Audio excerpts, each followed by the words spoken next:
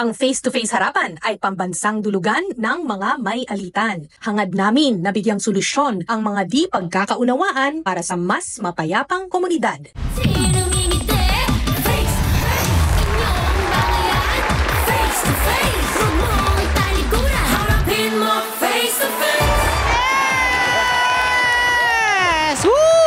Isang bonggang palapakan at sigawan! That's right! At magandang hapon mga kapatid!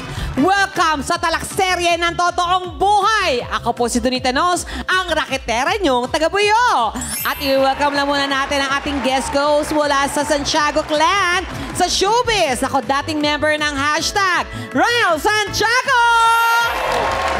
Ayan, maraming salamat, Donita. Pero alam mo, knows ko naman na hashtag taga-Buyo din ako for today's video. Kaya, excited na akong makisawsaw dito sa Face to Face Harapan! And speaking of sawsawera, syempre, gising na gising ang ating team. Puti! Naku, bigyan niyo ako ng pangmalakasang hiyawan! Team Pula! Sino kaya ang mananaig ang ating team pula o ang ating team puti? Naku, magkakalaman na base sa gabay ng ating mga harapang tagapayo. Ito na po sila, Attorney Lorna Kapunan! Dr. Love, Brother June Banag!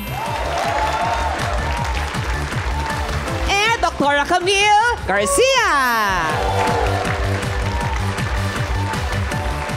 At ngayon, naharap na ang pambansang referee, Miss Corina Sanchez-Ross! Ate Coring! Ate Coring! Ate Coring! Ate Coring! Ate Coring! Ate Coring! Oh, magandang hapon po mga kapatid dito sa aming programa. Meron kayong kasangga dahil anuman ang inyong pinagdadaanan, hindi natin uurungan basta face-to-face harapan! Eto na, matigas ang ulo niyan. Tigas ang ulo niyan eh. Kasi hindi napapalo. Yan. Ako, para ko narinig yung isa doon.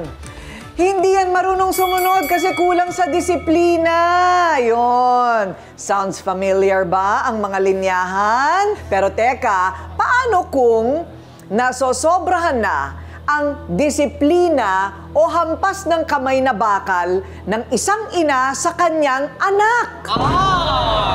Ay, sabi nga nila, hindi na uso ngayon ang namamalo. Sabi naman ng mga medyo sinaunang pag-iisip, ay hindi madidisiplina yan kapag hindi yan napalo. Lahat tayo napalo, etc., etc., etc. Ito na ngayon ang ating problema at susolusyonan na nanay nananakit.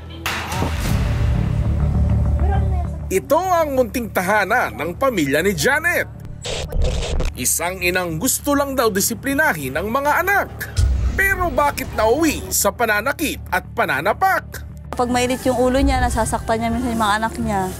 Nakikita ko kung paano niya nakukurot, nasasabunutan, hinihila niya. Siguro nagagawa niya din yun kasi dala ng stress, baka po may pinagdadaanan siya na hindi natin alam.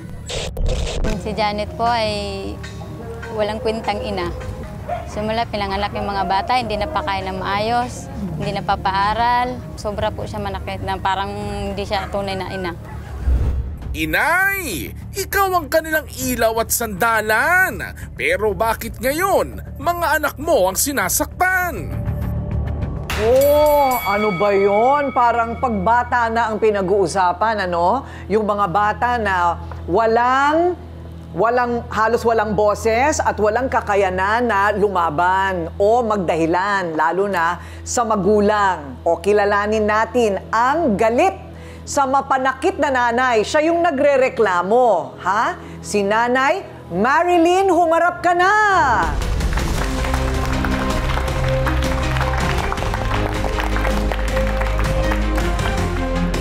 Marlene, ano ang problema mo? Ako po bilang isang kapitbahay, pinsan ko pa po yung asawa niya.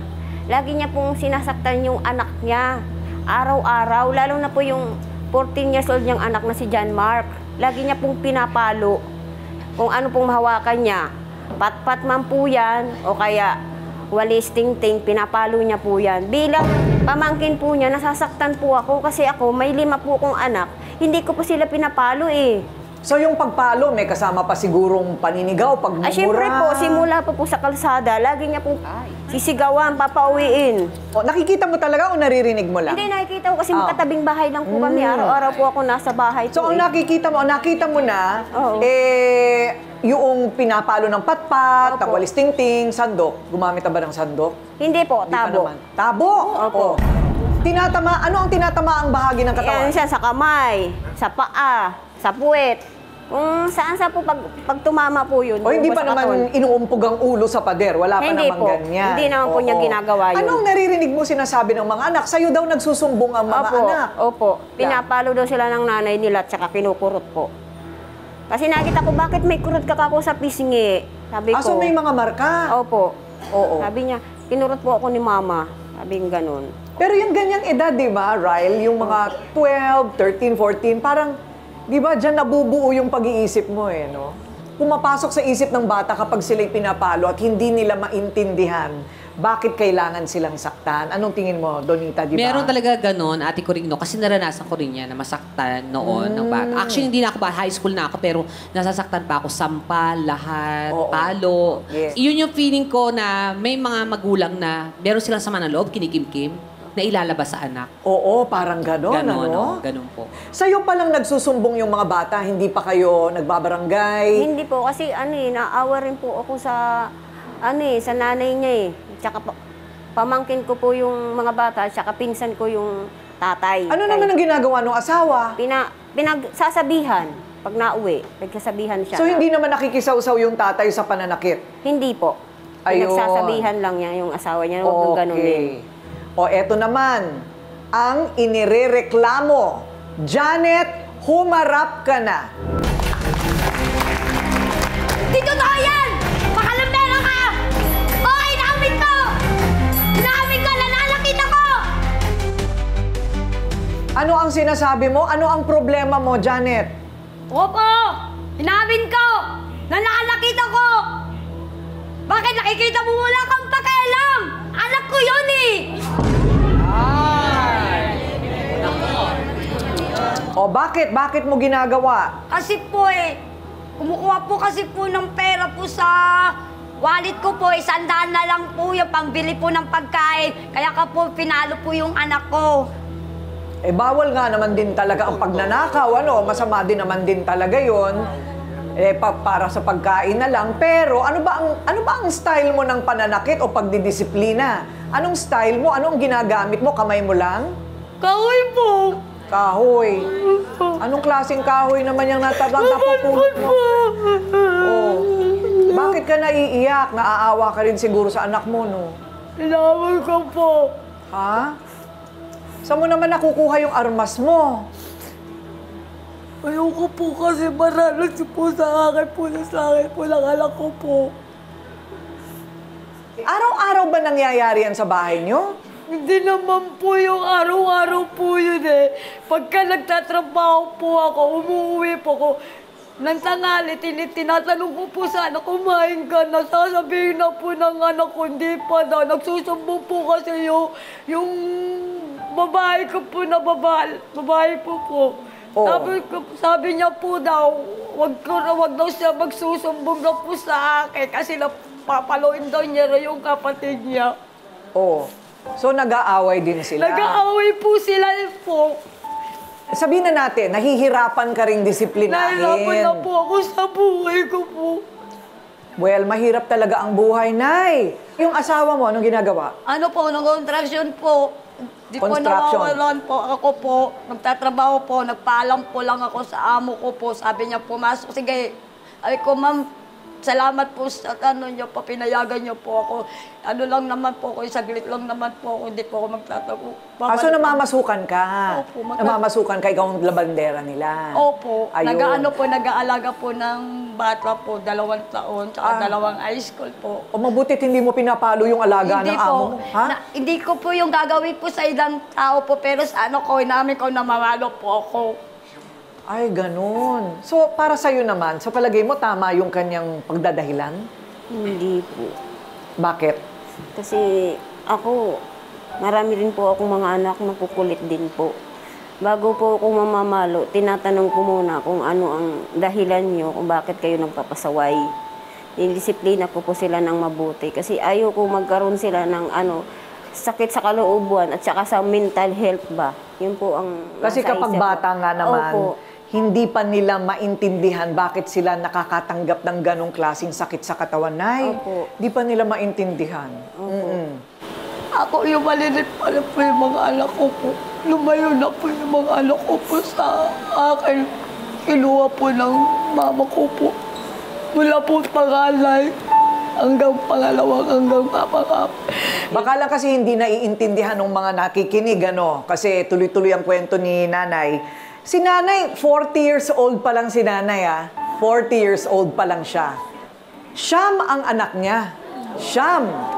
Yung 5, dahil hindi na niya kinaya, yung 4 ba o yung 5? 5 po. Yung 5, sa nanay niya, no? 4 po. 4 ang nandun sa, binigay muna niya sa nanay niya dahil hindi na nila kaya. Naku, kaya nga ako'y nagsusulong din ako ng family planning. Day, kailangan natin tulungan ng sarili natin para hindi na nabubuntong sa anak. Kasi marami namang gustong tumulong sa'yo. Maraming tutulong sa'yo. Huwag mo nang ibunton yung sama ng loob mo. At yung hirap ng buhay mo sa anak mo, di ba, Ryle, anong tingin mo? Ako naiintindihan ko din po eh. Naiintindihan ko din po kasi nauna sa edad po ako na namumulat, wala akong gusto gawin kundi pasalamatan ng magulang ko. Dahil? Kahit papaano po, lumaki naman po ako maayos. Wala naman po akong tinapakan. At hindi ka nakatikim ng gano'n? Hindi naman po ako nakatikim ng ganun. Para sa akin po, thankful po ako na naging mahigpit sila sa akin nung bata. Yes po, napapalo po ako. Belt, tsinelas, kung ano din po madampot minsan. Pero alam kong galing yun sa lugar ng pagmamahal. Pero ang tanong talaga dito, kailan ba sobra yung sobra? 'Di ba? Yun ang mahirap na, lalo na kapag pagod ka, hirap ka sa buhay, makukulit. So eto na ngayon ang tanong, dapat bang daanin natin sa pananakit ang pagdidisiplina? Ha? Gusto nang makisali, kanina pa nang gigigil itong mga nakatitig sa akin. Sandali lang, ha? Kayo naman ang susunod sa pagbabalik ng Face to Face Harapan! Mula! Puti!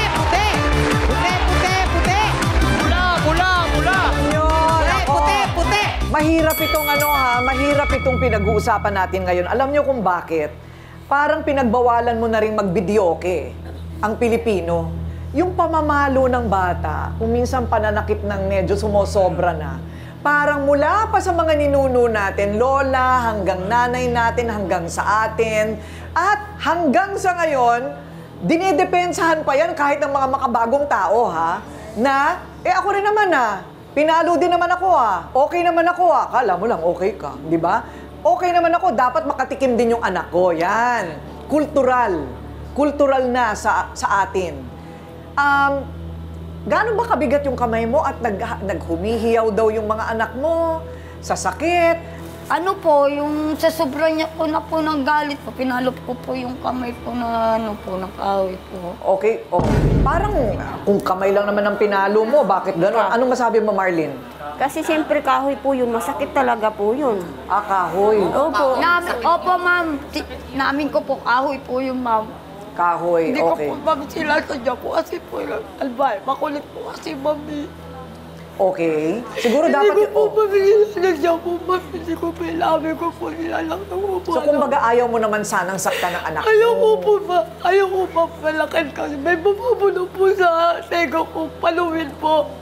Sabi na po sa kabila. Wag. Ikaw ba ay nakatikim ka rin ba dati sa mga magulang Nakatikim mo? lang po ako sa papa ko po dahil binubugbog po ako. Binubugbog ka ng tatay mo? Opo, nananakan po yun eh.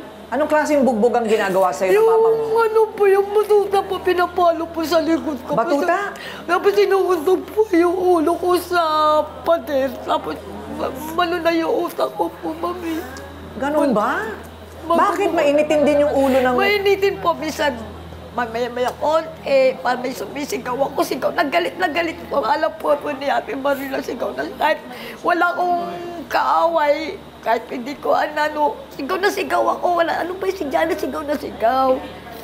Kala naman niya, inamin ko, mami, namamado po ako. O kung matatandaan po ninyo, meron din tayong naging kaso, di ba? Yung kaso noong hilaw na manugang na siya pa ang nananakit doon sa kanyang hilaw na biyanan. Natatandaan nyo yon, yung bata na nung in-interview natin yung bata, Donita, sabi nung bata, siya rin daw ay bunga ng pambubugbog sa kanyang bahay nung bata siya. 20 anyos lang ito ha, nang bubugbog lang ng matanda. So, meron talagang epekto yung nakaraan natin dito sa ginagawa natin ngayon. Dapat maintindihan mo yun. Maintindihan ko naman po. O ayan, edi wag mo nang ibaling sa mga anak mo siguro. Ipangsiga mo na yung kahoy na yan. Diba? Ipangsiga mo na yan, itapon mo na yung kahoy. Mahal ko po ba yung anak ko po? Ang nakikita ko lang pinapalo. Piniiwan ko po. Kasi alam mo yung, di ba alam mo naman yung damdamin ng sinasaktan. Para kung pag kinurot ko po yung kamay ko po, masakit. Pero pag nakikita ko, parang kinakausap ko yung anak ko, sorry, mama, mahal kita.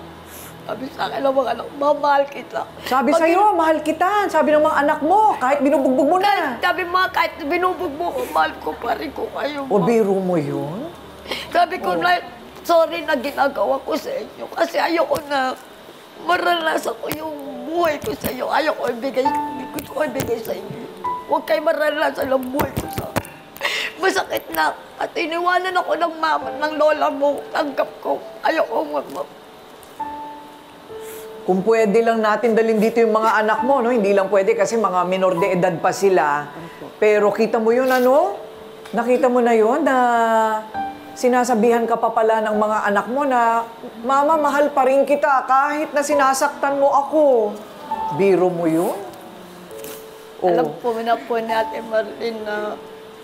So, si Marlene, meron din palang karanasan. Opo. Alam mo, iba yung iba yung perspektibo nyo, no? Siya rin, sinasaktan ka rin dati. Sinasaktan din po ako ng mama ko nung maliit pa ako. Pasa nga po ako dito ng mga latay ng walis, kung meron pa siyang pamalo, yung po ng papa ko, yung belt po niya, yung sinturon. Yun po, latay-latay po ako, kaya sinabi ko sa sarili ko, pag ako po nagkapamilya, hindi ko po gagawin sa mga anak ko. Kasi, Donita, ikaw, bakit ka naiiyak? Ano ba mga pinagdaanan mo, Day? Parang nai-imagine ko na. Ano ba yung mga sakal-sakal moment na yan? Naranasan ko rin talaga kasi masaktan. Physically, emotionally, lahat, mental. Ang masama pa kasi doon, hindi magulang ko ang gumama sa akin. Oo, sino? So, ibang, kamag-anak, nung bata pa kasi ako, parang nilagay ako ng magulang ko sa probinsya. Kasi may something mga problem. Tapos yun na, hindi nila alam na gano'n nangyayari sa akin. Na nagkakaroon ng physical abuse sa akin. Mahirap. Totoo po yun, sinasakal ako. May time pa, hinuntog ako sa cabinet, mga gano'n. Oo, gano'n. I used to experience things like that. Kaya alam ko kung gaano kahirap sa mga bata. Ilang taon ka nun? Mga high school po. High school na? Biro mo high school na pero parang wala ka pa ring boses para ireklamo. Takot po yung nararamdaman ko. Tsaka takot lang talaga yung meron ako that time. Kasi wala po akong kapatid, kung sino man sa paligid ko, na pwede kong takbuhan. Kasi malayo sila. So, sarili ko na yung kakampi.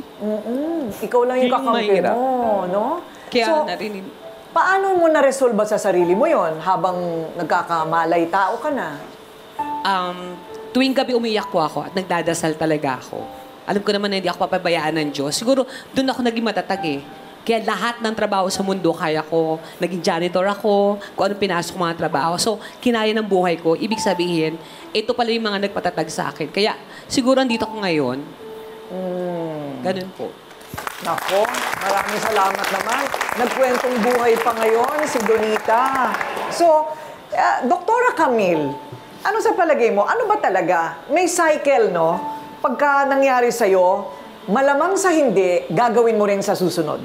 Totoo yan, Ate Karing. Una-una, no, kasi pag yung sinasabi natin na naging biktima ka ng child abuse, ang tendency talaga, it's either gawin mo hindi dun sa magiging members ng family mo in the future or sa ibang tao. Pwede ka maging bully eh. Halimbawa, dahil kasi akala nila ito yung pamamaraan para sumunod ang isang tao. So pag dumating sa eskwelahan yan, tapos mayroong isang bata na ayaw sumunod sa kanya, yung ginagawa sa kanya na magulang niya, pwede niyang gawin yun. Paano ka makaka-break ng cycle na yon?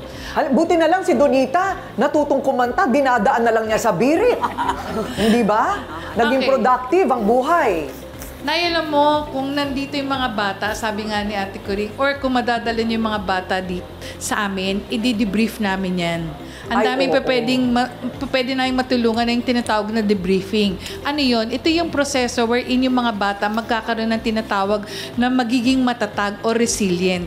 Pag naging resilient ang isang bata, alam niya kung paano harapin yung mga ganyang bagay na hindi sila magagalit or at the same time gagawa sila ng mabuting paraan para maintindihan nila kung bakit sila napalo. Kung mabibigyan niyo kami ng pagkakataon, okay lang sa amin dahil kasi pwedeng may mga debriefers kami at matutulungan namin kayo dyan. Ayan, magtutulungan tayo, Nay, para tumigil na yan.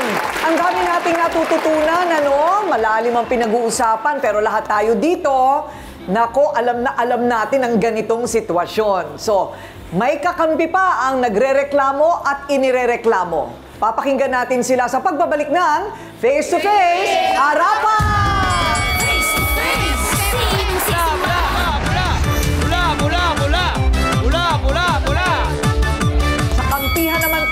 Kampihan naman, siya rin ay naggitngit sa galit kapag may nakikita siyang mapanakit. O eto na ang kakampi ni Marlene. Ruby, humarap ka na!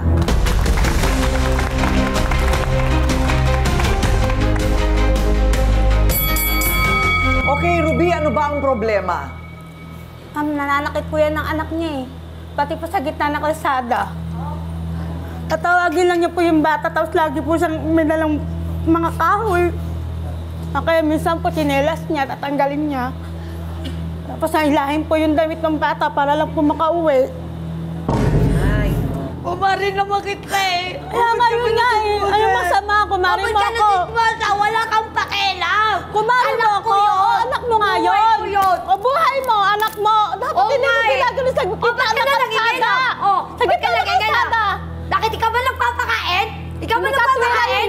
Sili ka tuwan yun. Pero, Janet, question lang ito, ha? Kanina, parang nakikita mo na yung ano yung tama, ano yung mali, ano?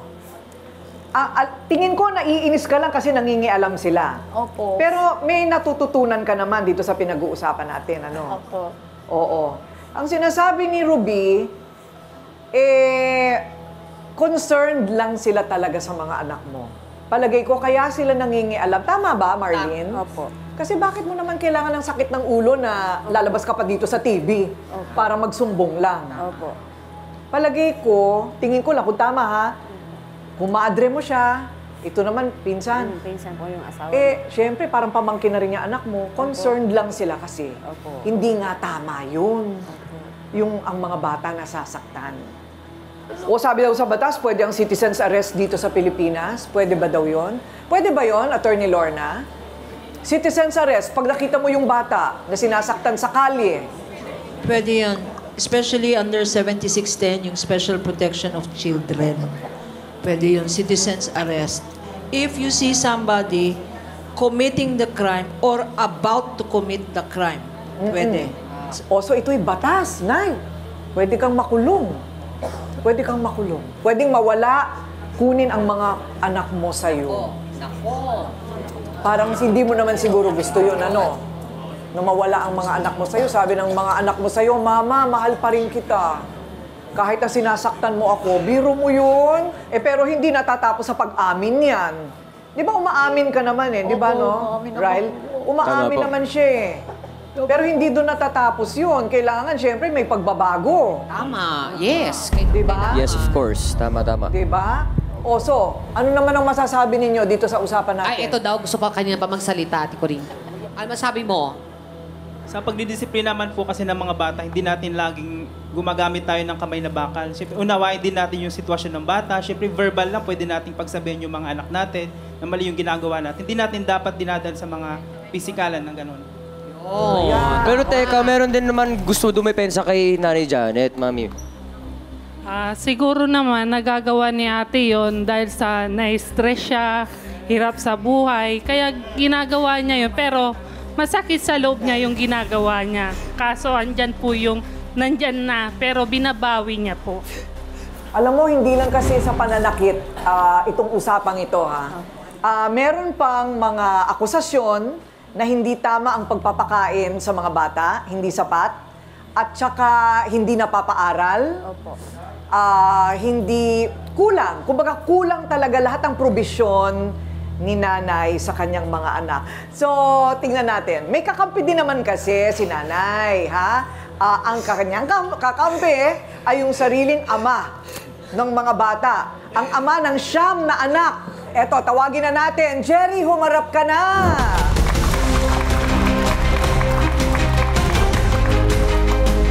Eto si Jerry. Masigasig. Sabi ko, papatali. Oh, ayan na. Oh. O, yakapin mo para tumigil na ng pag-iyak. Tigil na. Kahit ganyan ka, malamal pa rin kita. O, ayan si nanay. Salubay kang asawa. Napakarami talaga nating problema sa buhay. Mabuti na lang si nanay nakakapagpa-highlights pa ng kanyang buhok. Maganda ang gupit, maganda ang highlights. Alam mo ang ibig sabihin nun? Kaya ako pinansin. Yes, Ate Corinne. May kakayahan siyang magbalanse. Oo, tama. Kasi binibigyan din niya ng oras ang sarili niya. That's what it tells me, ha? Na, ayan, may highlights ang buhok ni nanay. Very trendy nga po yung gupit, Very trendy ang gupit niya. Yes. So, ano ang ibig sabihin nun? Meron kang kakayahan bumalanse ng mga bagay-bagay. Di ba? Hindi lahat puro trabaho. Bet, oras ka rin para sa sarili mo. Pero, ayan, Jerry, o paano naman ang depensahan dito? Bakit hindi mo naman nakokontrol din yung asawa mo? Busy po ako sa trabaho lagi. Parati kang merong trabaho. Lagi ako sa trabaho. Pag nagsumbong na yung mga anak mo sa'yo, anong sinasabi mo? Wala ho. Ganun lang? Wala? Tamad mo naman. Ano ba? Bakit? Bakit? Kasi tapos na. Anong sinasabi mo sa mga anak mo? Mahal mo din sila, di ba? Opo, mahal ko rin sila. Mahal mo rin. Oh. Tingin mo ba, Jerry, walang masama sa ginagawa niya? Meron din po, konti. Parang gusto kitang painumin ng kape. O kaya vitamins. Konti. Kaya naman pala umaalago itong si Janet, nakatitig ka lang. Bakit kaya ganun si tatay, ano? Para siyang tuod. May wall? Para siyang tuod. Yun na nga yun. Aalamin natin, isa pa ito, Doc Camille, na kailangan mong i-dissect ang kanyang pag-iisip. Sa pagbabalik yan ng Face to Face, Harapan! Pula, pula, pula! Pula, pula, pula! Pula, pula, pula! Pula, pula, pula! Hindi pwedeng walang sasabihin si Mang Jerry. Mang Jerry, hindi ka namin papauwiin kung wala kang opinyon. Kailangan may opinyon ka dito kasi mga anak mo yan. Tama ba o mali ang pananakit sa mga anak mo? Mali po. Mali. Ayun. Lalo na kung ibang tao na ang nagsasabi na sobra-sobra na. Opo. Ayun. So may ebidensya tayo, Ryle. Could you please? Ayan. Ito ang Barangay Protection Order. Ito na yun, Attorney Lorna, yung sinasabi mo, na ninereklamo si Janet dahil sa pananakit sa kanyang anak. Ayun. Children, Angelica at John Mark. Ilan taon na si Angelica? 12 po. 12? John Mark? Ano po, 15 na po yun. 15. Okay, pero ano pa lang sila noon? Mga 11. Kasi 2021 ito eh. Oo. At itong si Angelica, ano pa lang noon? 8. Mga 8 anyos. Bata pa. No. Batang-bata pa. Anong nangyari dito? Natatandaan nyo pa? Anong klaseng pananakit ang nangyari? Sino bang nagpa-blatter? Yung kapitbahay po namin yan. Na isa. Iba pang kapitbahay ito. Ano po yan, tali? Yung hipag po niya. Hipag niya. Oy, kwento nyo nga, anong nangyari? Bakit nauwi sa blatter? Nakita ng hipag. na ganyan ang ginagawa niya. Hindi niya na natiis kasi nakita may mga pasa na po. Tapos may mga kurot sa mukha. Sobra-sobra na kaya pinablatter niya sa barangay para mahinto na po yung pamamalo. So, aminado ka naman na nang bugbog ka? Inamin ko po, ma'am. Nagbinubog ko po. Pero Sakit. sakit po, ma'am. Eh kasi kapag meron na talagang physical na ebidensya, marka sa katawan, talagang ano na yun, basihan na yun para mapakulong ka na eh. Tama. So eto na, ang harapang tagapayo, Dr. Love. Eto na. Salamat, Ate Kuring. Magandang hapon sa inyo. Question, dapat bang disiplinahin ang mga bata? Yan ang tanong. Dapat bang disiplinahin ang mga bata? Sa Biblia, sa aklat ng mga kawikaan sa Proverbs, hanapin niyo sa chapter 13, verse 24, sinasabi ng aklat na he who spares the rod hates the son, but he who loves him disciplines him promptly. Okay, so kailangan may disiplina. Hindi nangangahulugan na binanggit dito yung rod, meron tayong pamalo, no? Ang problema, yung mga magulang natin na dumaan sa ganyang uri ng disiplina na wala sa lugar, ipinapasa yan, sabi nga ni Ate Kuring kanina, it becomes a culture. Kay Janet, hindi niya gusto na gawin, pero meron siyang issue sa anger management. Meron siyang problema doon. Kasi nakikita ko umiiyak siya eh. Nasasaktan siya. Pag nalalaman niyang nasaktan yung anak niya, hindi niya makontrol yung sarili niya. So, kailangan niya ang psychologist. Ang pinakamagandang paraan ng pagdisiplina sa mga anak natin ngayon, yung cellphone. Pag grounded sila for 1 week without cellphone, parang pinatay mo na ang bata. Alisin mo ang cellphone ng one week or 2 weeks, alam nila kung gaano katinding parusa yan. So mahalaga sa atin, alam ng bata ang dahilan ng pagdisiplina natin sa kanila. No? Mahalin natin ang ating mga anak. Nanay, kayong mag-asawa, kailangan yung magkonsulta kay doktor. No? Kay Dr. Camille, para matulungan kayo sa inyong anger management. Ate Kuring, salamat. Maraming salamat, Dr. Love. Walang hindi nagagamot ang love, sabi nga, di ba? Okay, so si Attorney Lorna Capuna naman, ano ba ang borderline ng labis at yung tama lang na pagdidisiplina? Alam nyo, kung may Biblia on moral duties, meron tayong Biblia rin, ang Philippine Constitution. Nakalagay po sa Philippine Constitution natin, ng Biblia sa batas, na bawal ang tinatawag na corporal punishment. Physical punishment yon, bawal na bawal. Ngunit, meron rin tayong mga batas, kagaya ng family code. Sinasabi sa family code natin, no, na karapatan rin ng mga magulang ang magdisiplina ng mga anak. Pero ang kondisyon nun, non-violent. Hindi pwede ang physical. Yung disiplina, dapat para, sabi sa batas, for the formation of the good character of the children. Meron rin tayong napakaklarong batas, yung 7610 Republic Act. Alam nyo, ang parusa sa ginawa nyo, pre-imprisonment, prison mayor, ilang taon yon? 6 to 12 years. Naku, 6 to 12 years sa pagkakakulong. Hindi lang physical, yung neglect, yung hindi nyo pinapakain o hindi pinapaaral, neglect, physical injuries at saka psychological. So ang violence hindi lang physical, may psychological, may emotional, may economic abuse. Ha? Bawal na bawal ang physical or violent punishment. Ayun. As a form of discipline. Malinaw. Doc Camille, yung takot natin, di ba, trauma, no? Pero meron din namang mga bata na, tulad ni Donita, biro mo, okay naman, lumabas, So, Doc Camille, paano? Ano ang pwede nating gawin para naman sa mga anak? Okay. Kanina, di ba sinabi ko na pwede nating i-debrief yung mga bata. Pero siguro dito, ate ko rin higit na kinakailangan siguro na medyo tignan natin yung mag-asawa. Dahil kasi nakikita ko, hindi lang ito anger management.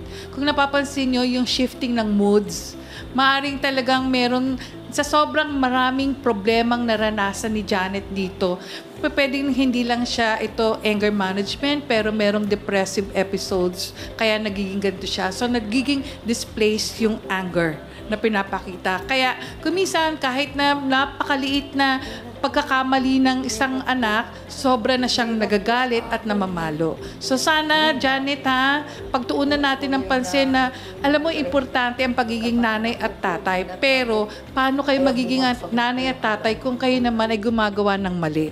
Iba yung mabait na magulang, pero kailangan pag mabait na magulang, responsable din. Alam nyo, isa lang yun. Gusto ko sana sa pagkakataong ito, kung magkita-kita man tayo sa clinic, masabi ng mga anak nyo, yung tinatawag nating family. Father and mother, I love you. Yun lang po. Ayun. Ay, ang ganda. Gagawin natin yan. Gagawin natin yan. Gayon din, yung pagtulong natin dito sa mag-asawa, kung ano ang mabibigay ng local government at saka ng barangay na dapat na ibibigay sa inyo, yung guidance na binibigay sa inyo, at syempre yung pagpapaklinika natin, para hindi na maulit, iwasan, tapon mo na yung, yung kahoy, itapon mo na. Sa pagbabalik natin, malalaman natin, magbabago nga ba siya? Yan. Sa pagbabalik yan ng Face to Face, Harapan! Pula, pula, pula! Pula, pula, pula! Pula, pula, pula! Pula, pula, pula! Pula, pula, pula! Pula, pula, pula! Ang dami na nating ang dami na nating nasa look.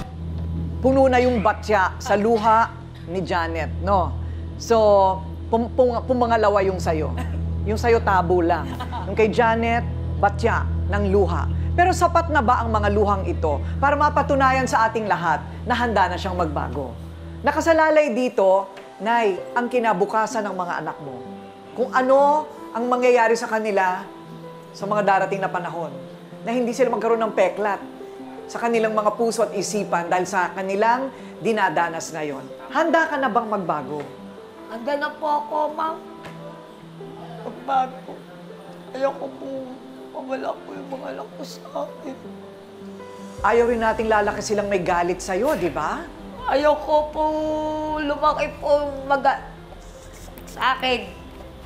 Ito, ikaw naman, Jerry, hindi niya kaya mag-isa yan. Kailangan magtulungan kayo mag-asawa. Tama, yes. Huwag ka rin titigil ng pag-alalay sa kanya pag uwi mo ng bahay. Sinaktan mo na naman ba mga anak natin? Dapat may ganun ka.